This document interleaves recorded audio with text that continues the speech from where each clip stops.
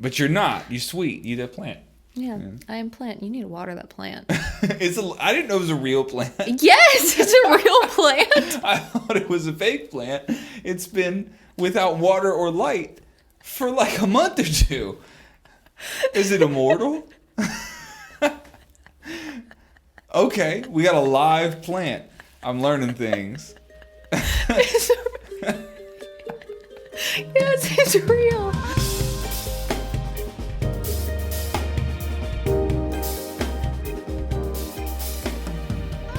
Welcome into episode 7 of All In with Adam. I'm here with the lovely Kelly Basinger. Hi. Hi. How are you?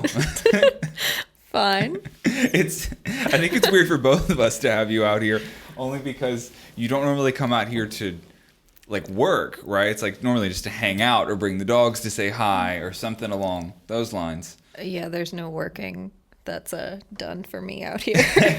I don't know. We have less of a plan for this podcast than like most of the other ones. No plan.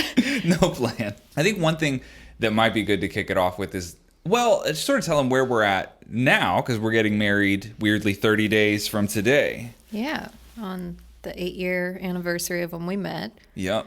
Yeah, so we were going to have our friend officiate our wedding. I mean, she still kind of is, but Tennessee, where we're getting married, like where we're having the actual party with our friends and family, they changed their laws like 6 months ago. So you can't have somebody, I forget what it's called, but it's like an online program. Yeah, you normally could become an officiant online with like it's like a 2-hour course it's a or joke. Something. Yeah, it's just a joke, and which is kind of cool because, yeah, you can have a friend do it, but then that's not possible now. So we would have had to like try and find a priest of a church we don't go to, or like a government official in Tennessee. Yeah. And we're like no strangers is one of the themes of the wedding. Like Yeah. nobody's there that we don't know, not even like plus ones or anything like that. So like the guy running the show is not going to be some random person we just like found. Yeah. So anyway, we decided to get married here. Yeah, because at the courthouse in Florida, you just need your driver's license, and you have to have a social security number. You don't even have to bring your social security card. Yep, just tell us the number. We write it down. So technically, we're getting married at the customer service desk of the courthouse. Yep, Sharon down at aisle 7's gonna hook it up. Yeah, and then we'll have the actual party with everyone else. So when we were looking at dates, I was like, oh, well, March 2nd happens to be the day we met 8 years ago. Yeah. So there's still some kind of symbolism there. Yeah, that's a fun night. Tell people that. What's that story? 8 years is fucking weird, too. Yeah, it's a long time. Yeah, so I guess 7 years, 11 months ago, or yeah, something like that. Yeah. Anyway, well, my friend Shannon, I got invited to a party and didn't know anybody there, but her boyfriend and her were going early because he had a drum lesson. And they were like, well, if you're going to ride with us, since you don't know anyone at the party anyway, like we're going to be going like an hour early so Patrick can have this drum lesson or whatever it was. And I'm like, okay, that's fine. Like they just kind of dragged me along. I didn't really want to go to the party because I knew nobody except for them. So yeah, we came into a room kind of like this. A lot of the same shit. Same right? kind of elements. Yeah. Got brought along to that party, and you were asking him a question, and I used to play... This is Patrick is the guy's name, Patrick. Who's a good friend of mine, but also was kind of taking lessons, sort of, yeah. Yeah, me and Shannon were just kind of like hanging out on a couch, like, well, you guys did the lesson. Yeah. And I used to play snare drum in like elementary and middle school, so I had like a little bit of music knowledge left over. Yeah, more than like a non-drummer, for sure. Yeah. And whatever that question was, Adam knows what it is, but... The question was, I was asking Patrick this in the lesson. He's trying to learn about 7/8, and I said, how many 16th notes would you play in a measure of 7/8? And I think it's 14? Yeah, it's 14. She chimed in. Yeah. And so obviously that got your attention. Yep. Yeah. And the weird thing I always remember about that night, though, too, was that I had just had 2 wisdom teeth removed. Mm-hmm. So I was like all chipmunked out, like fat cheeks all swollen. And I think on painkillers. I'm sure I was. Probably. Yeah, probably. They give you plenty of those. So you met like this swollen face version of me.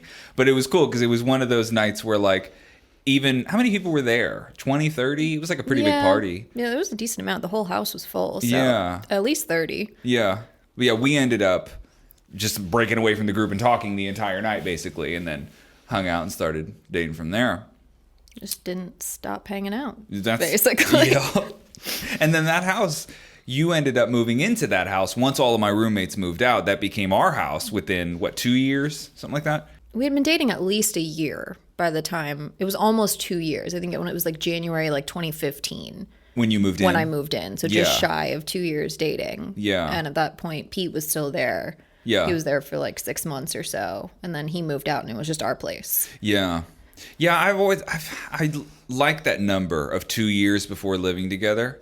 I feel like that's pretty solid advice, because you should have like a grasp on the person you're with after 2 years to a certain degree. Yeah. But I do think the logical next step is like you should probably live together to make sure you can pay some bills, make sure people are out here washing dishes and They're an okay roommate. Yeah. Just aside from the dating aspect. Yeah, because that's one element of like being with somebody that you don't think about. It's like, well, they're just a roommate. That's one big chunk of it, you know? Yeah. So what did we do after that? How long were we in that house? Just us? Was it 2 years or 3 years? Well, we were there from like January 2015. It was like a year and a half, and then I moved to Atlanta for work. Oh, I forgot about that blip on there. Yeah, because Yeah. I moved to Atlanta in like June of 2016, I think. Yeah.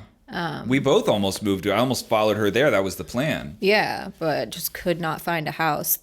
It was just insane. Like, it was, if you weren't ready to buy, like, rental properties were up for like a day before somebody snatched them. Yeah, it was really weird because we needed a studio space. I knew that. So Yeah. that was like the one prerequisite. It was like if I'm following her to Atlanta for this job, because you were already up there for months. Yeah, almost a year. Yeah. And then I went up there twice to look for houses, and everything we found was like gone the same day we found it. It was that competitive of a market. It was really weird. Yeah, then at a certain point it just made more sense for you to move back. Yeah, I was like, well, how long are we going to do this? Like, with like zero luck in finding any kind of house. Yeah, it got like weirdly desperate, where it's like we're just going to have to move into some house that we hate. Yeah. But then it worked out because you moved back and you were able to effectively make the same amount of money, but then Florida has no state tax. So it Yeah. ended up being like really optimal to move back. It was interesting. Because I got the promotion too. So I moved back, and initially we weren't sure like if there was going to be a position for me, Yeah. because the position for me was in Atlanta. And then when I moved back, I ended up getting promoted, and then my boss moved and then got promoted again shortly thereafter. Yeah. So it ended up working out really well, actually. Yeah. It really did work out awesome. It was also cool to have like a built-in long distance relationship test. Yeah. Because like that's an ideal for anybody to have for a super long period of time. Like nobody wants to stay that way, but to have, what was it, 9 months or 10 months you were up there? Like 10 months. Yeah.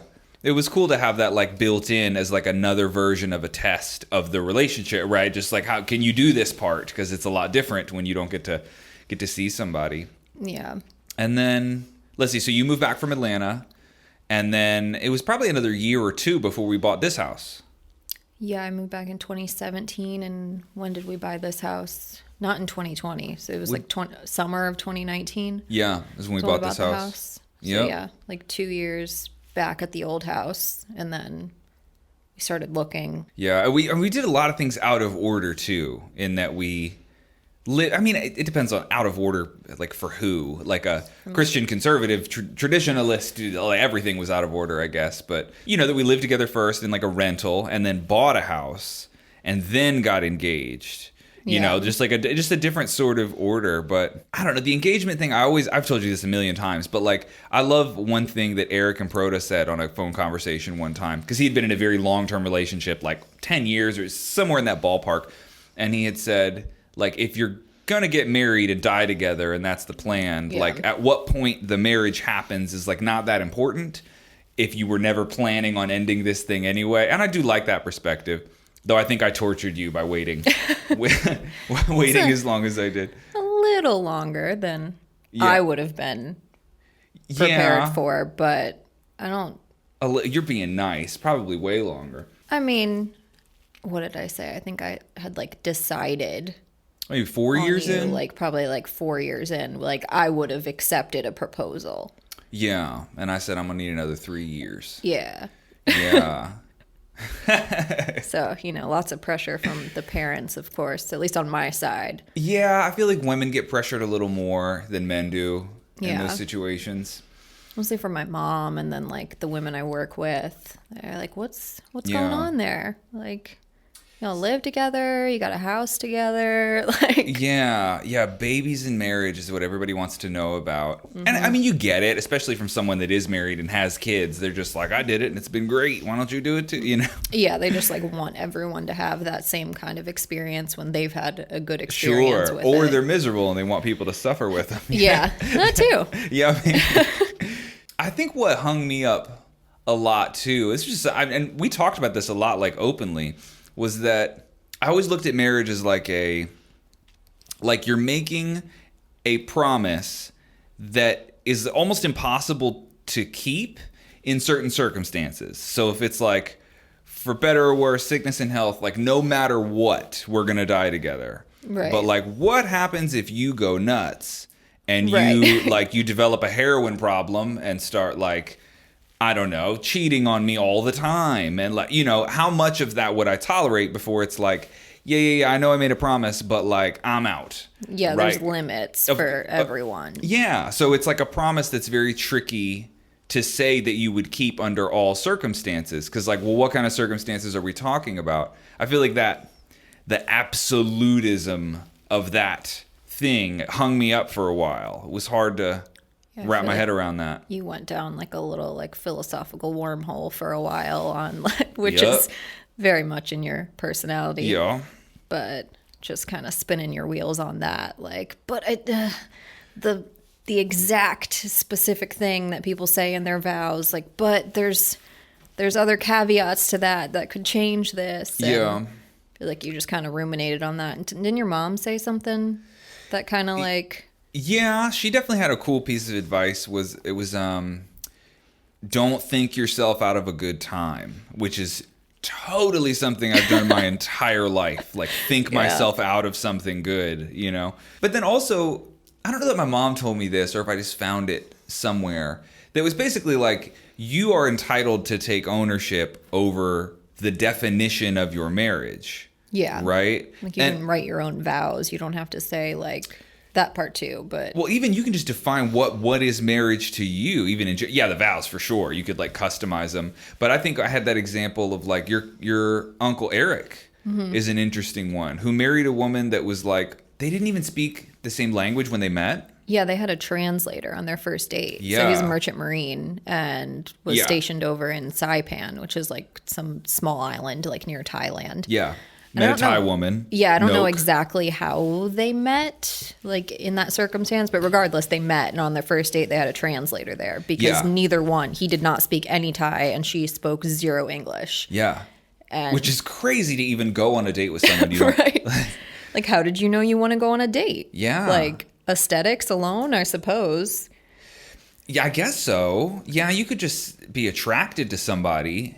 But, well, what's bad, and they got married, still together, happy Yeah. couple, Eric and Noke. But He still speaks no Thai. But he her doesn't speak any Thai. But she maybe learned a few English. words, but Yeah. yeah, but her English is pretty good now. Her English is great, yeah. But it's interesting because the way that the marriage they signed up for is like super utilitarian. Yeah. Like it is, he wanted someone to fill like much more traditional wife roles. And I mean, and he'll even say openly, like I picked a Thai woman because they give great massages and they're they're good the at best cooks, They're the best yeah. cooks, and they're super loyal, and that was like what he was looking for. And I think she was certainly looking for like more of the traditional stuff: protector, provider, Yeah. security, like all of those things. And so they both got exactly what they wanted. Yeah. But it's interesting because I don't want to say like void of intimacy, because I would say that's probably not. We don't really get to say that. We're not in their fucking bedroom. But, it's just like, it's a more tactical, utilitarian marriage. And these are two happy people. I think. It works. It's been like 15 years Yeah. or something like that. They're killing it. They do great. And they're a good fit for each other. It's just it's a unique fit. Yeah, not one you would probably pick. For you or for Yeah. us. Yeah. But I think examples like that is what made me open up to the idea a little bit more, that you get to pick exactly what this looks like. And if you want to focus on the part of it that says we'll never ever ever divorce, we'll never not be together no matter what happens, well, like, you can go that hardcore if you want, or you just get to say that, like, this is going so well now and seems to be something that will go so well in the future that it's worth making a commitment to say, like, this is worth holding on to. Yeah. And I feel like in the back of my head, I still know that if you developed a heroin problem, went crazy, or if I just started beating you or something insane, Things that would be unacceptable. Yeah. If that sort of stuff happened, then, like, well, you cross that bridge when you come to it. But we're not going down that road, I don't think. No. Hopefully no, not. I think we got almost a decade of research and data in this relationship to kind of let us know what the future would most likely entail. So even though you would have accepted a proposal much earlier than I was willing to offer one, do you feel any sense of pride in that we've been together 8 years before getting married? Yeah, I mean, we see, like, we have friends or just people we know from high school and stuff that you see on Facebook that have been together like 6 months. And it's just like, but you... And then they get engaged. And you're just like, you have no idea. Like, we both have said we dated people for 3 years plus. Yeah, before us. Yeah, before us. And just totally, like, changed several years into the relationship. Yeah. So it's just like, I don't know. Yeah. Surprising when you see people just dive in so fast. Because like you said, like, if you're going to be together forever, like, what is the rush? What's the rush? Yeah, and people, I mean, everybody has, like, baggage or weird shit that you learn about them after long enough. Yeah. But, like, we both had circumstances where you've been dating somebody for 2 years, 2.5 years, 3 years, and then something happens where you're like, oh, wait a minute. Like, I didn't know that you were that kind of fucked up, like, like a specific thing, right? Surprise. Yeah, and it takes some time to figure that out. But so much better to figure that out when you're just dating than when you've signed a contract with the government.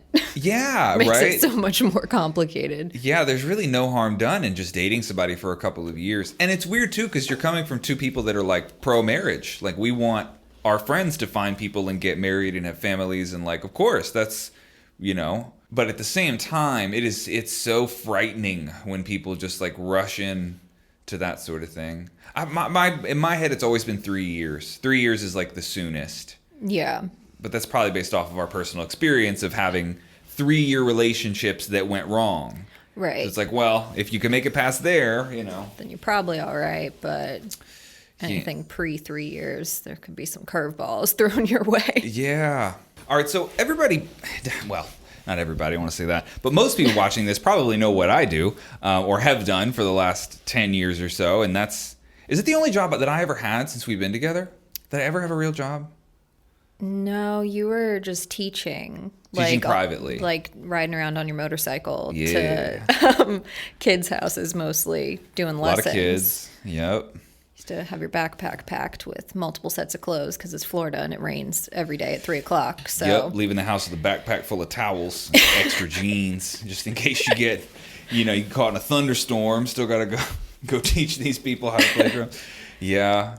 Yeah, that's what you were doing when we started dating, and then you were supposed to go on Warped Tour. Yeah, I've semi-told that story on here. I won't tell that whole story now. It's your episode. But yeah. There's a whole tour that sort of fell through, and then 2013 is when I went online. Yeah. And started making videos. And we had only been together a few months. Yeah, because we started dating in April. You were supposed to go on tour that summer, like when Warped Tour is, like June, July. Yeah. Like very early on. I was like, Yeah. all right, well, see you later. Yeah, that was an interesting one because we were going to have to do long distance immediately. Yeah. Was the setup. Yeah. Like right off the bat, we're like, okay. Yeah, that was an interesting one. So yeah, but it all fell through. And then I ended up staying, but then moved online. And then, that was my 20s. But take people through your work history. You had some shit jobs too. Yeah, I mean, my first job was pretty cool. It was at was called the Depot Cafe. It was like this little tiny, like maybe 700 square foot place right next to Home Depot. That's where they got their name. In my home, in my home. What? Couldn't think of a fucking name. What's next door? Oh, Home Depot. All right. What? I never heard that. The name of that place. Yeah, it was called the Depot Cafe. It was like this little tiny place right next to Home Depot in Merritt Island. And yeah, they hired me. Me and my mom used to eat breakfast there all the time, and we knew the owners. And she just asked him, like, "Hey, will you hire my little 15-year-old daughter to do anything?" And they were like, "Yeah, sure." Yeah. It was great. They paid us minimum wage serving, so like not $4 an hour, like the $7.50 or whatever it was at the time, and we got tips on top of it. So that was like peak serving job. Yeah. Like you don't get that anywhere. It's such a good first job. Restaurant stuff is. Yeah. It's a great. It was my first job too. Yeah. It's awesome. I worked at Durango's as a hostess for a little bit. So the steakhouse? Yeah. Oh, yeah. Yeah. They're slinging the meats. We just showed up to work one day, and they were like, yeah, they didn't drop off. They had like a wood pellet grill. Yeah. And they're like, they didn't drop off any of the pellets, and we're closing. Like tonight is the last night we're open. And there was that's got to be illegal, right? I don't really know. This business is done. Like today, is done. Literally, like the cooks in the back, they were like, "What do y'all want to eat? Like, you guys want steak? You guys want dessert? Like anything you want." We were just like eating at the hostess counter, like Whatever. Fuck it, like the job's pretty much over. There was all this NASA memorabilia because it was in Cape Canaveral on the walls, and people were just taking things off the walls. Like I know I took a couple things to my dad because he used to work for NASA. Yeah, and it's the Wild West. Yeah, they shut down, got a job at TJ Maxx because I had... TJ Maxx. Oh, yeah. I had just bought a car, my old Honda, like a week before... The white one? Yeah, the white one I had for years. I bought that car, like, with just enough money, like, basically exactly what I made at Durango's was enough to pay that car payment. Like, so stupid. I was in high school. What a ratio. So 100% of my paycheck goes to my car. And I got nothing left. But I can definitely afford it. Like, the math... It works out. The math checks out here. It's just the stupidest 17-year-old logic ever. Yeah, exactly. And then they closed. So I'm like, oh, shit, I need a new job. Yeah. And so I found a job at TJ Maxx and worked there for a bit. And then I worked at Steak and Shake. Steak and Shake. Man, you had way more shitty jobs than I did. These are all bad. Yeah. I worked at Steak and Shake, and I think I knew I was about to have my back surgery, actually. And I didn't tell them that because I needed a job for like the 2 months before my surgery, but they're not going to hire somebody that's going to have surgery and then go off to college 2 months later because like, why are we training you? So I just kind of like was like, oh no, like I'll come back like after the surgery, and when I fully knew I was moving to Orlando. Yeah. And so yeah, I left after that. And we can come back to the jobs, but I realized too, people don't know about your surgery either. Yeah. So it's TJ Maxx, and then what's wrong with your back? Yeah. Well, we found that when I was like 12. I was in gym class, and my teacher was like, "Hey, your back's not right. You should probably get that checked out." So my mom took me to the doctor, and they're like, "Yeah, you definitely have scoliosis," but it like wasn't that bad at the time. And they can't really tell how bad it might be. Yeah, you don't know. Like when you're still growing, like it could just stop like where it was at the time, or it could progress. But or you just pretzel out. Yeah, so that's what happened to me. Full pretzel.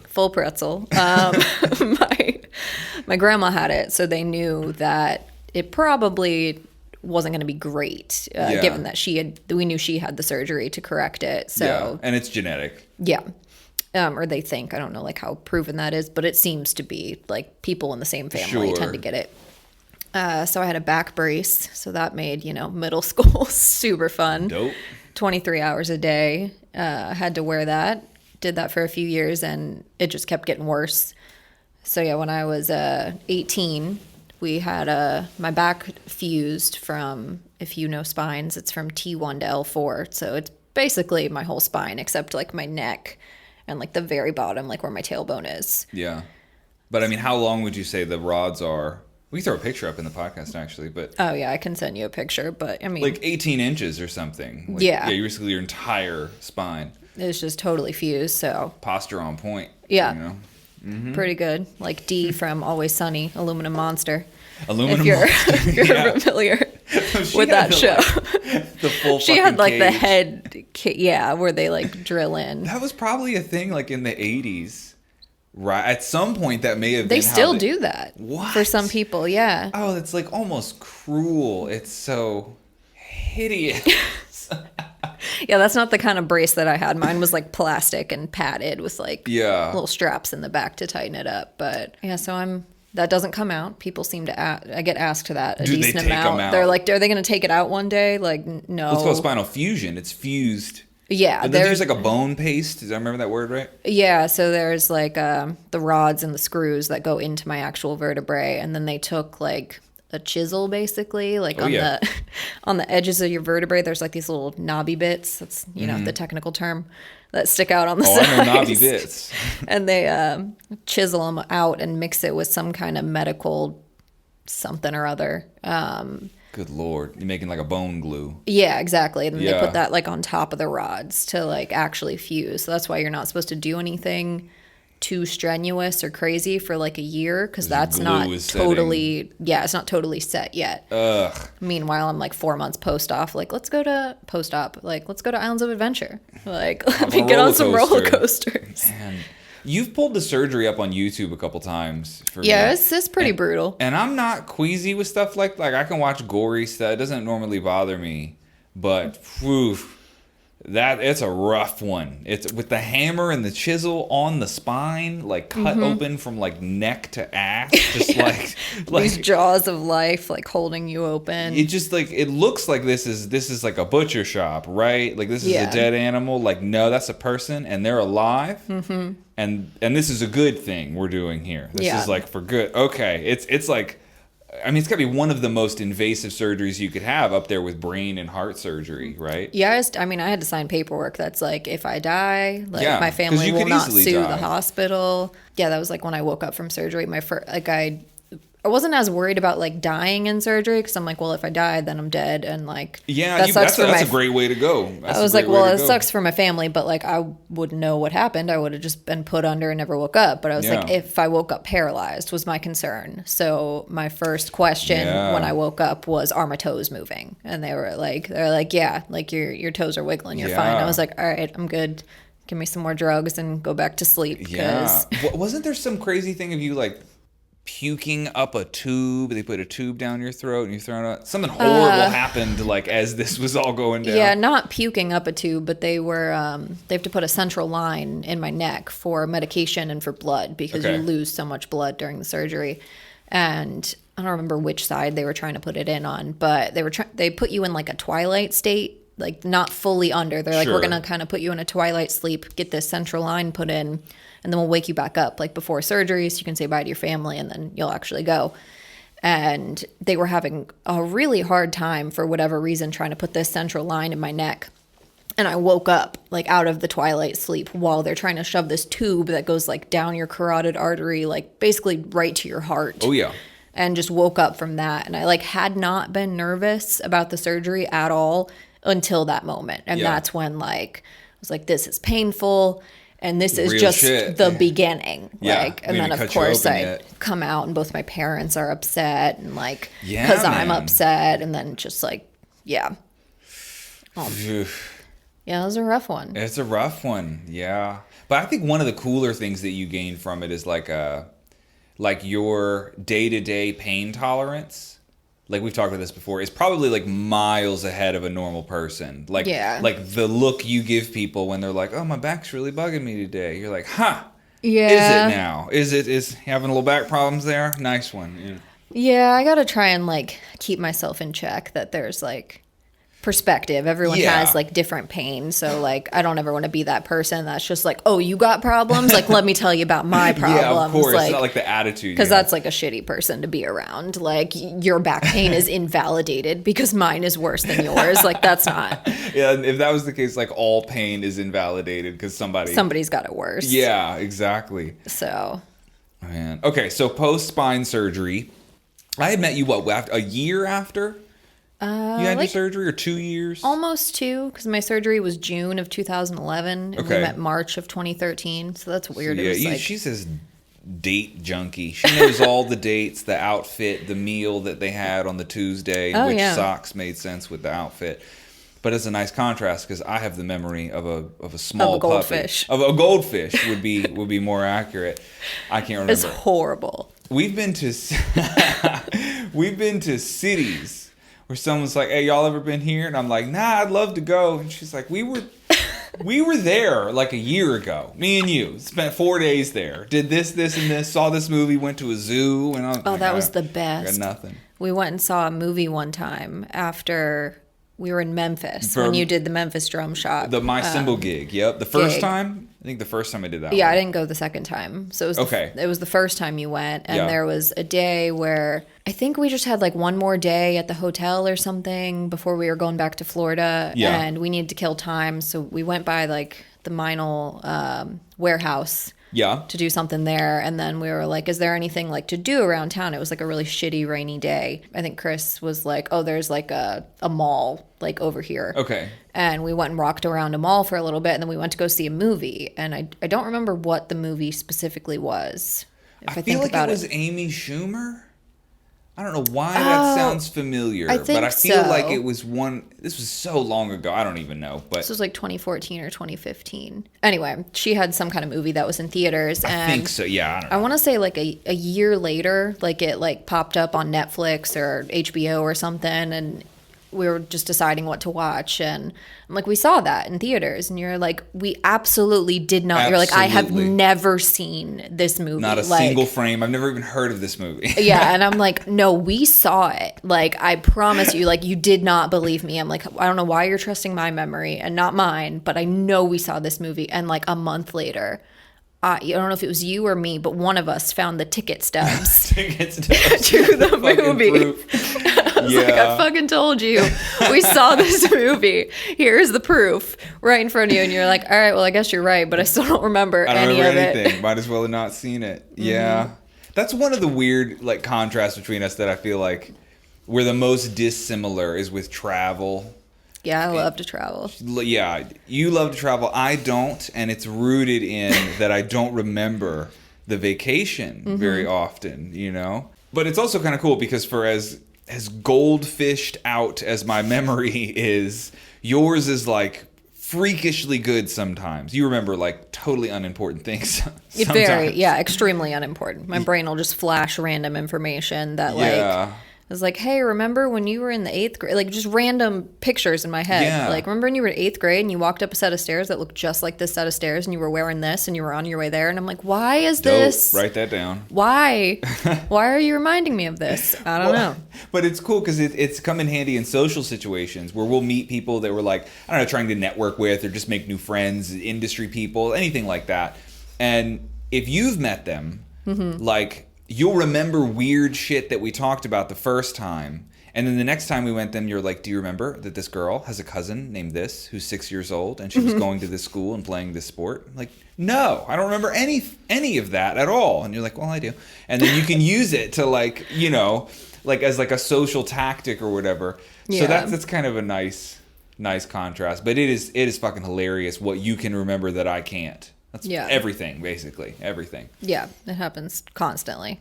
Okay, so after spine surgery, we met. And how long until you started working at where you work now?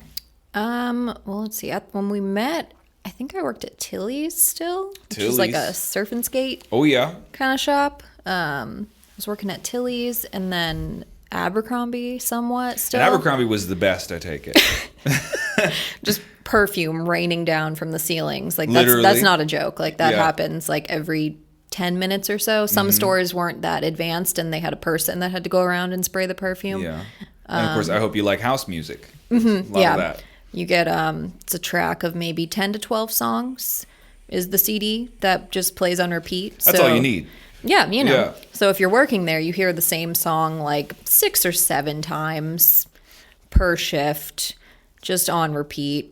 God, and house music is not Not a lot of variety in house music. It's kind of No. just a vibe from start to finish. Never really changes. There was a house version of Call Me Maybe that used to play there Oof. before it became on the radio. So then as soon as I left that job, it started playing on the radio, and I was like, this shit is following me, and I cannot get rid of this demon song. pop songs you can't get out of your life. Yeah. But then, I got a seasonal job where I work now, which is a large furniture retailer and home decor store. Yeah. And then just kind of worked my way up at that job. I was a sales associate and then did visual merchandising, which was super fun.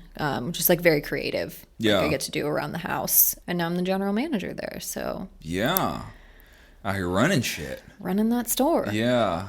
And it's interesting too, because like we've had 1,000 conversations about this with like your compatibility with your own job is really interesting. It's interesting because you're like so set up to be an awesome employee in a lot of ways, because like you're very rule oriented and structure oriented. Like you are a good rule follower. Yeah. You know, you can like play the game as it's supposed to be played, you know, like no problem, right? It's why you're good at school. Yeah. But it's also interesting because like you're not like a highly assertive person. And so to be the boss of like how many, 20 something people? Well, it used to be like close to 30, but I think we had 33 employees, and then, COVID stuff happened. So we downsized like a lot of companies. So now I've got like 13 people on my team. Yeah. But it's interesting because I don't know. It's like you're very suited for all of the structure that a GM has to have. But then at the same time, like you don't have the personality to fire people. Like that's not not your nature necessarily. No. But you do have to do shit like that. Yeah. Yeah, it's interesting. It's like definitely a specific part of me that I gotta pull out when I'm working. That doesn't come super naturally, but I mean, I think it helps just with like growing in general. Yeah. Like things that you're not necessarily comfortable with but are important to learn. Sure, just like out of the comfort zone for sure. Which your job puts you out of your comfort zone fairly often. Yeah. Yeah. Yeah. Yeah. It's fun. The most frustrating conversations I think we have. Well, you know how not suited for a job like that I am. I mean, I haven't had a job like that in 10 years, right? Where I had a boss necessarily. Yeah, you could not work in customer service. Oh, I'd be fired Absolutely within not. the hour. Yeah, for sure. Because there's times where, I don't know. I mean, you have 1,000 crazy customer stories. Like, what's a recent one that came up? Like a psycho customer that you had to deal with?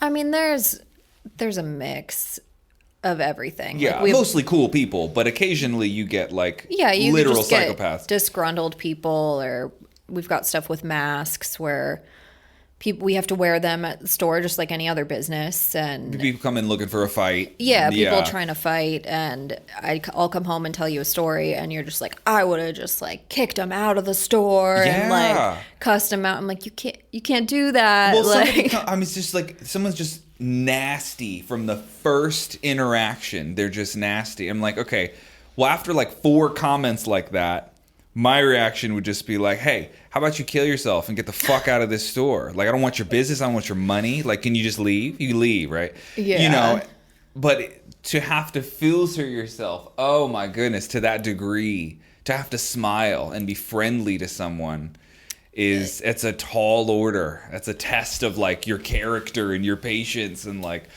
I don't have it in me.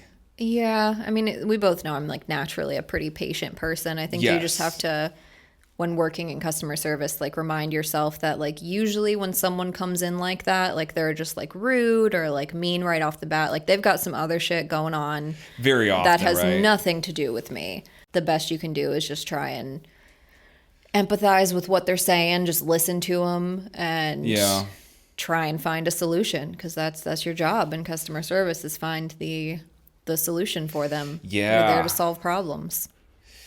Ugh, I know. Man, this is the reason I hired Chris, you guys might know Chris from the Orlando Drummer podcast. He was an intern and then community manager, but I ultimately ended up stealing him from you because you trained him. And yeah, I need a customer service person. You could do that same job as well. Just someone to be the friendly smile to all of these angry people. Yeah. Yeah, I'm so bad at that. Yeah, it's definitely a special kind of skill. But I feel like everyone should do some sort of customer service job, whether it's Serving working in tables. retail or waiting tables. Like, because I don't know if you've ever been to a restaurant with someone that's like never worked in like the food service industry before, and they're just like rude to the waiters and like they don't know what it looks like behind, like in the back of house, like where the kitchen is and the chaos that goes on there, or what can happen in any given day of a restaurant if you get slammed and 4 people called out. Well, like you got 15 tables and like people are like, where is my stuff? But it's not their fault. Like the cooks are taking too long. You get mad at the server. Yeah, like I think just having worked in that situation just makes you a better customer inherently. Yeah, it's hearing certain stories from you in retail. Not that you do exclusively, I mean, you're the GMs, you do a lot of stuff at the store, but like some of those customer service situations, it makes me realize that most often the way to get what you want as a customer in a store is to just be the coolest customer that person has talked to all day. Yeah. Right? Because if they're super friendly and really, really nice and sincere, like you'll go out of your way more for that person than someone who's a total asshole. Yeah, like you want to do everything you can to help them when they're like already coming to you being nice. Not that you're obviously going to do always everything that you can. Yeah. But when they've got a nice attitude and they're super appreciative, like you're more happy to do it for them than someone who's like, you know, just hounding you like, why don't I have an answer yet? Like you have to fix this right now. Yeah. Well, it's like some people, it's like they were taught at some point that the fastest way to get what you want is to just be a cunt. Right? Like that. Who told you that? Yeah. That's not how you do it. That's a horrible way to start this off. And I think I learned that first, like weirdly from my dad, who was a cop. And, you know, he used to tell me like if you're the first person if a cop pulls you over and you're the first person all day that's happy to see them, you will be treated differently because they're very used to being, you know, treated like they're an annoyance, right? People are never happy to see them. It's normally because something went wrong or they did something wrong or they're in trouble to some degree. But like if you're the one person out of the 20 people that they had to interact with that's kind of like, hey, how can I help you? Like just a friendly presence in some way, that you'll get treated differently too. Yeah, you just get to see the whole mix at a store as big as the one that you work at now. It's just everything. So we have some questions here. I don't know, some of these might take longer than others. So I figure we'll just hop in and do a couple of these. Let's see. All right, here's one from Jeff Nolan. He says, how do you deal with living with a drummer? Are there any drums in the house? There are no drums in the house, actually. None, right? There are some sticks around like in the vase on our console. Because and random, like a practice pad in there sometimes. Yeah. Yeah, and random drum gear gets left around the house at times, which you get mad about. I quickly shuffle out here, because that is my domain. This is the drum domain. But yeah, no drums in the house. We've had people say you should make like drum furniture before. I feel like I posted something a while back and they're like, there's like these drum side tables you can make. I'm like, nah. Yeah, I'm good on that too. I feel like having a dedicated drum space is all the drums I need in my life. I don't need more drum real estate inside, you know? Yeah. I feel like living with a drummer is not, I mean, you tap on shit a lot. Yeah, so that's probably the most you've had to deal with. Yeah. Like, stop tapping on shit. Or I'm just like, what is that? And I'm like, oh, it's you just like doing something and tapping your feet on the ground. I'm like, what is that noise? Oh, it's you. Yeah. Yeah. I got suspended from middle school for doing this. This has been a long ordeal of mine. Oh, Aaron Levy says, no question, just an honest congrats. I assume for the impending marriage. Thanks, Aaron. Locking it down. That's the lock. You know what I'm saying? Yeah. I'm a plant. I am plant. All right. This one's from I am plant. The Shelf is the episode she's referencing there. So this one is from _Haney. He says, how do you guys keep your relationship strong? I mean, I feel like just communication is super important. Like, I mean, I would think most people in relationships talk a lot, but I think we'd be shocked. I mean, you said there was some something you were reading, some philosophy, something. You're always coming at me with information in the morning. Oh, yeah. About like couples, how like the average time that they spend like in conversation. Oh, that was interesting. It was like something very small, like 12 minutes a day or something. That's what it mapped out to, yeah. But it was 90 minutes per week of conversation is the minimum for healthy couples in a relationship. It was somewhere around there, which was ended up being 12 minutes a day. Which is insane because, like, I mean, even on days when I'm working, like today I was off. So, like, you had to run out for a haircut. But even the first 30, 45 minutes of the morning was just like you specifically talking about philosophy that you had been thinking about. I'd stay up till 4 a.m. right now to think. Yeah, so the first 30 minutes of the day were spent just talking about like deep shit. Yeah. And like that's a pretty common occurrence. If it's not in the morning, then it's in the afternoon when I get off work. Yeah. At least a few hours. I feel like if we had a day where we didn't even talk 15 or 20 minutes, it would be like, is everything good? Yeah. Like something up? Like one of us would be quiet or something's going on. Yeah, or if it's like I was like sick or had a migraine, like maybe. But yeah, something like there that. would have to be a reason. Like, why is there no communication happening? Well, especially in the mornings. Like, we'll do TV or movies or something like that at night, but we never really flip on any type of TV or screen in the morning. Like, a pretty normal morning for us would be coffee and talking. Yeah. Which sometimes goes like 2 hours. Like, we could sit there and just make 3 or 4 pots of coffee, you know? Yeah. Yeah. So, yeah, I think that's just super important because, I don't know, like, we don't fight. Like, I mean that in the sense that, like, I don't think we've ever, like, raised our voices at each other. It's just, like, not in our communication style. Like, if there's an issue, like, that's not going to solve anything. Well, and if you're so angry to the point, like, in a certain moment, if you're so angry that yelling or insulting is where you're at, that just means that you're not ready to have this conversation right now. You need to cool down, and when we're both cooled off, then we would have it. But it's very rare that our conversations would even get like slightly heated. Yeah, because you're not really like listening at that point. Yeah, exactly. You're not solving the problem when you're pissed off. Yeah, so we'd just be like, let's take a break and circle back when we both had like a little bit of time to think on this. But like even that. And remember, there's one particular couple friend. Well, they broke up years ago, but you know who exactly I'm talking about. Yeah. That this couple would like they had this like switch where they would become nasty to each other.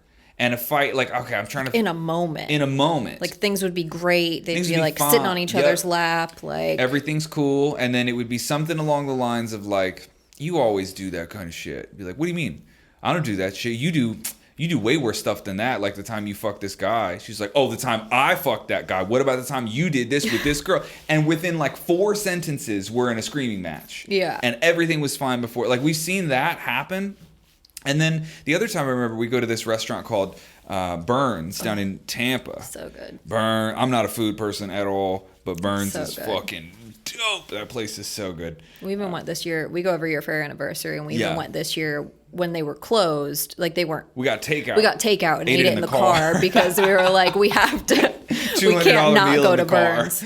This will be the first year we don't go because we'll be in Tennessee having our wedding ceremony and reception with our friends and family. That's a lot more expensive than Burns Steakhouse is. But like the last time we went there and sat next to like a bickering couple. And that to us is like really foreign. Like the little like jabbing each other. Like never would we do that, you know? Especially when you're like clearly like intentionally trying to have like a romantic kind of night. Like that's just the way the restaurant is. Like you're not just going there on a whim. Like, it's not casual. I guess if you had a ton of money. But there's a dress code.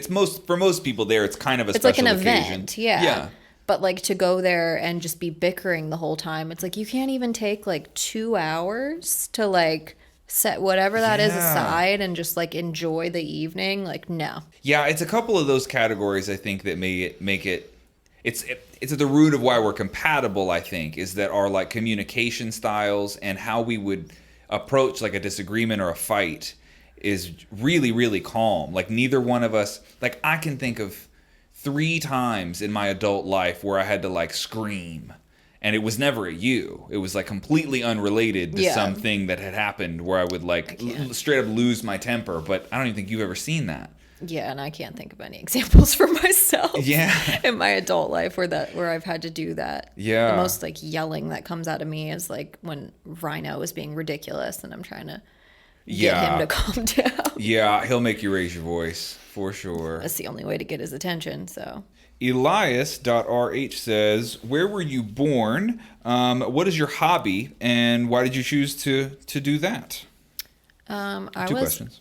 also born in Maryland, ironically. That's a weird detail, yeah. We're both from Maryland, but didn't know each other up there. I moved to Florida when I was like 5 with my family. Yeah, and I moved at like 17. Yeah. But yeah, both born there. Strange. Yeah, born in Maryland, grew up in Brevard County, went to Merritt Island High. So I doubt there's anybody from Merritt Island High listening to this. But Shout out Merritt Island. Shout out Merritt Island Mustangs.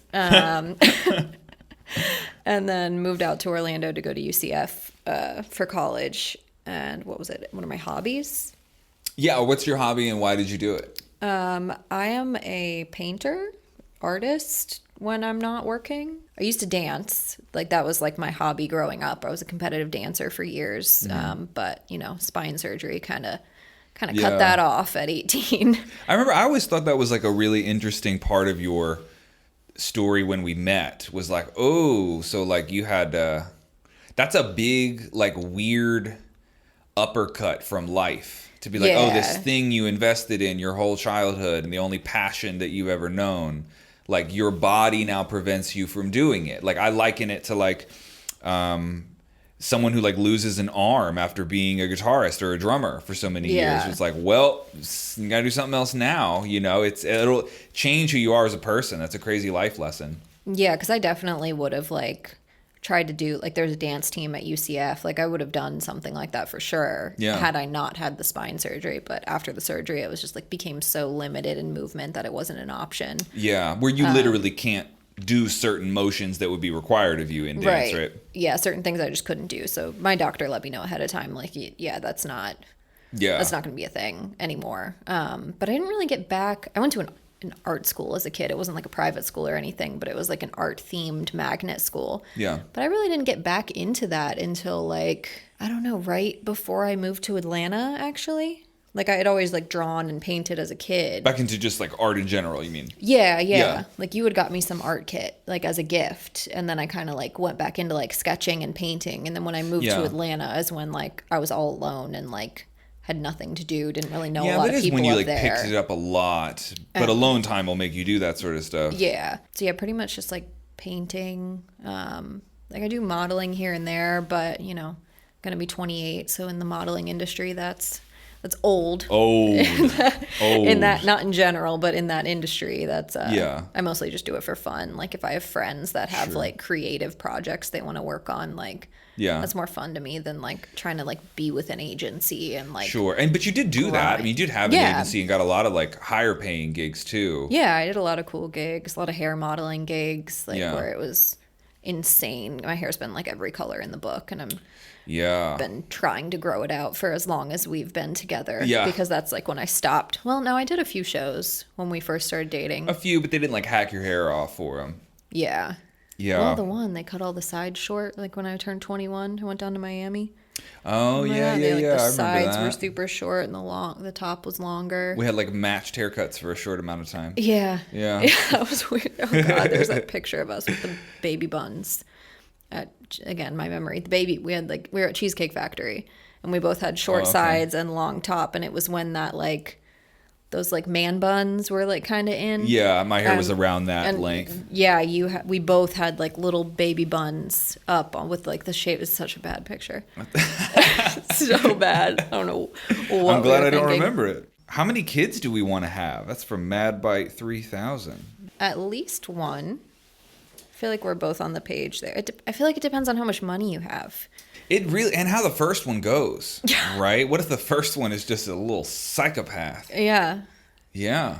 Or, to be totally realistic, if you have any special needs, right? That would change the circumstance. That's a lot more work required. It's just shit you think about as you get older. But you wonder if you will love the first one so much, and if it goes smooth enough that you could be like, I could do 2 or 3 more. Like, no problem. But it's so hard to, like, who commits to that off the bat? That seems a little crazy. Yeah. To pick the number. So I mean, soon. some people have that in their head. They're like, I want to have 5 kids no matter what. But like, I've never. I feel like 2 sounds right. Two sounds right. But see, then you get into the game. We've talked about all this stuff before. Yeah. You'll get into the game where if you have 2 girls, then you're like, well, go for the boy. And then what if the Yeah. third one's a girl? Like, are you doing You 4? gonna try for one more? Like, Yeah. Or vice versa, right? All boys, and like you would want to, I need the girl. yeah. Yeah, it's so tough to call that before it happens. And so we should probably tell people too that we're trying to have a kid now, which it's a weird thing to say because basically saying you're having sex all the time is that's what's going on there. But that's how babies work. That is how babies work. Yeah, that's the you rumor. were not aware. Yeah. For anyone wondering, that's where they come from. I think the demographic of this podcast is old enough. I would hope know so. that. Anyone listen to your podcast about, philosophy and drugs and Yeah. relationships should probably know where kids come from. There was a 16-year-old that was in the comments on one of them, and I'm like, what are you doing here? This is a lot, but like also you might be really cool. Like 16 is young to give a shit about any of this stuff. What is that, Gen Z? Gen, I don't know. Are they There's Gen so Z? many generations. Too many I don't know. I don't know. The ones that are on TikTok. I see shit on TikTok all the time that I'm like, how you're how old? I feel old now because they talk about all kinds of trends and shit and like Yeah. making fun of stuff that I thought was cool, and I'm like, I didn't think I was old, but now Yeah. y'all make me feel old. It's also weird to be like millennials because I remember for a long time that was like the young kid. And it's not anymore. Like most millennials are getting married and having kids now. Yeah. It's definitely weird, man. All right, I got one more for you. This is from Anonymous, actually. What is it like to be with Adam? Like I touched on a little bit, his brain is always going. So there's plenty of mornings where I wake up and I'm just trying to make some coffee, say hello to the animals, have a slow morning, and he is coming at me with some heavy philosophical topics. And I'm like, This happens all the time. Constantly. I'm like, my brain is not even fully turned on yet. Like, I need some coffee and a moment to get my day going before we just dive in. Meaning of life. Let's go. Literally. Plenty of mornings like that. So it's definitely interesting. He's always got me thinking about something, whether I want to or not. Yeah. There's plenty of nights where I'm just like, all right, we're going to touch on this later. But right now, I had a long day at work and I would just like to focus on this movie and just not think. And I give her so much shit for like watching like The Bachelor, which is really fun for couples to watch at times because you can just, for me, I only survived that show by like relentlessly mocking these unbelievably emotionally unstable people that the producers select for that show. I don't know where I was going with that specifically, but like just turning your brain off. Yeah, it's tougher for me to turn my brain off. Very, very tough. Yeah, but we find ways to where it's like, okay, because you have a job where you have to, for lack of a better word, like sell 40 hours of your week to somebody. Yeah. And so sometimes you come home and you're just like, I just had to go hard 8 hours in this building doing this difficult job that's like emotionally taxing, physically taxing. And then you get home and you're just like, I want to watch some trash people on the TV. Mm-hmm. And that's a harder one for me to do because I have more freedom to not get so burned out during the day. Yeah, so you can take breaks. Yeah, at night I'm not burned out. I'm still ready to go sometimes. Yeah, you're much better with like documentaries which I like too. But just like TV that somewhat has like an educational aspect. I'd like to end the program and have something to take away from it. Yeah. As opposed to like pure entertainment. Yeah. Yeah. That's gotten worse as I've gotten older too. Mm-hmm. Yeah. Yeah, we used to watch a lot of Always Sunny, which is still hilarious, but... That was one of the greatest comedies of all time, Always Sunny. Yeah, we watched a lot of that when we first got together. Yeah. Like, that was like our routine. It was like at the end of the night. It was a routine back then, We'd throw on some Always Sunny. Yeah. That, what else? What exactly was the question? What's it like to be with me? Yeah. I mean, it's definitely motivating because you get to, like, you make your whole day, which, like, I feel like everyone would like to do. Like, if you just got to create your own schedule and do what you want. So like it's something I would like aspire to do one day, be able to have my own, like you have your own career, you're an entrepreneur. Like some people just can't do that, could not be their own boss. Yes. I've wondered, and we've talked about this before, like if you ever went like the stay-at-home mom route, which is ironic because I stay at home and work, but you know, if you ever didn't have a job and were to have a side hustle or painting or a hobby on the side, that like I've almost said it in terms of like a warning to you of like, this is weirdly difficult. Yeah. Like it's I don't know. I think a lot of people, if they got thrust into it, they would be excited and also have no idea how to design a day from scratch, right? It's very, very tough. Yeah, I don't totally know how that would work with my personality. I would like to think it would be totally fine. Yeah. But I've also never really been in that situation where I just like I've like always had a job and always had some kind of responsibility, whether it be school or work. Yeah. Well, and a consequence. Like if you just decide I'm not going to work today, there's a pretty immediate consequence to like you're in trouble. You have to explain you can't just yourself. not show up to work. Yeah. And so what happens when there's no consequence? When it's like, oh, nothing happens if you don't work. Not today, not this week. You can literally just fuck around all day and no one's going to say anything to you. It's yeah, it's tricky. It's very tricky. Well, give him a con. What do I suck at? You don't like to travel, which I do like. So that's always like a that's a push-pull, yeah. Yeah, point of contention when I'm like, hey, we could. I mean, the travel's not really a thing right now. Yeah. But when it is, I got to have like a strong argument for why we are doing this thing. Tends to work out best when you have some sort of job, like when we went to Memphis because you had a thing at Memphis Drum Shop. I was like, well, on the way back we're gonna stop in Nashville and we're gonna do some shit there because that's what I want to do, and it's like a little compromise. Or like NAMM, when we went to NAMM, sure, it's like, all right, well, I'm gonna make a vacation out of this because you're going there for work, and like that kind of works out. Yeah, if there's a task at the place that we're going or something I can accomplish while I'm there, that seems to help a lot. Yeah. But it's the like full leisure vacation. Yeah, we've battled about that one a number of times.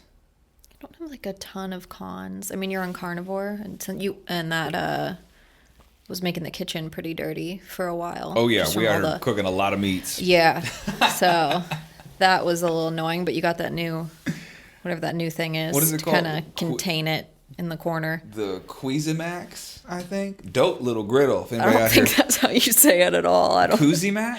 Cusimax. Like Cuisine Art, or how do you say that brand? Cuisine Art? Cuisine Art? I don't know. Cuisimax sounds not right at all. I might be wrong. It's on Amazon. It's like $100-something bucks. Dope little thing. Yeah, carnivore, and that's annoying on a social level too, because restaurants, like, there's very few. Yeah, also like when I make like a nice meal, just in general, and I'm like, this is really good, you should try it. You're like, yeah, no, I can't even have a bite. I can't eat any of that. I'm like, all right, yeah, well, I'll just enjoy this by myself.